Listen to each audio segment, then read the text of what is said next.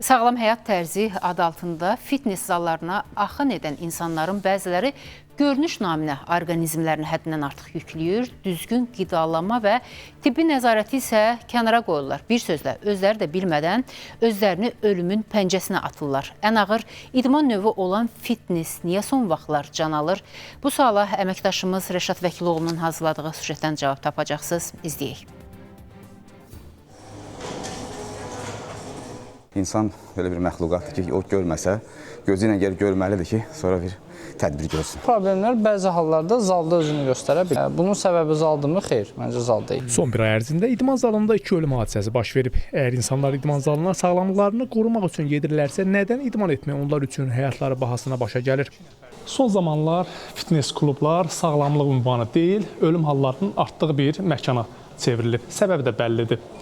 Həkim müayinəsindən keçmədən və məşqçi nəzarəti olmadan fitness klublarda bu kimi ağır idman qurğuları ilə məşq edirlər. Mütəxəssislər və həkimlər onda bildirirlər ki, gizli ürək qüsurları olan insanlar əgər bu kimi ağır idman avadanlıqları ilə məşq edirlərsə, bu birbaşa ölüm riski deməkdir.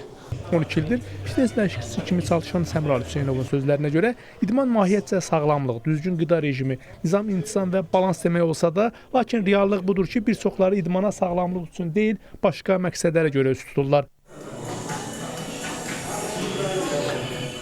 Azərbaycanda idmanı hamısı sağlamlıq üçün etmir. Sadəcə gözəl göstərmək üçün edənlər də var. Normal zalları gəlirlər, məşq edirlər, hətta fit görsənirlər və sağlam görsənirlər. Amma bunun altında yatan başqa səbəblər də ola bilir. Bundan başqa, məşqçi nəzarəti olmadan bədən estetikası naminə orqanizmlərini həddindən artıq yükləyir, düzgün qidalanma və tibbi nəzarət isə tamamilə unudurlar.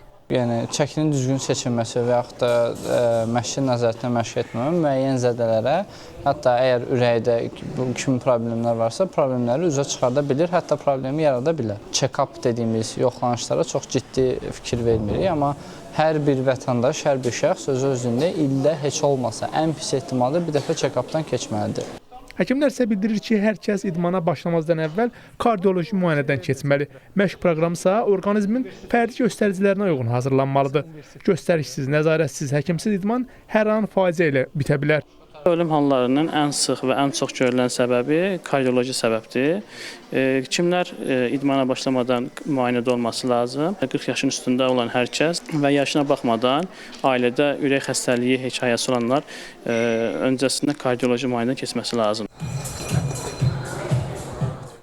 Ümumiyyətlə, bu idman növü ilə məşğul olan şəxslərin həkim nəzarəti olmadan fitnesslə məşğul olmağın təhlükəsindən xəbərləri varmı? Ürəyi yoxlatmamışam, xeyr, amma yoxlatmaq lazımdır. Bütün lazım müayinələrdən keçmişəm vaxtında və aralıqlarla ildə bir dəfə, 2 dəfə müayinələrdən keçirəm. Son olaylardan sonra check-up'a getmişəm, ümumi müayinədən keçmişəm.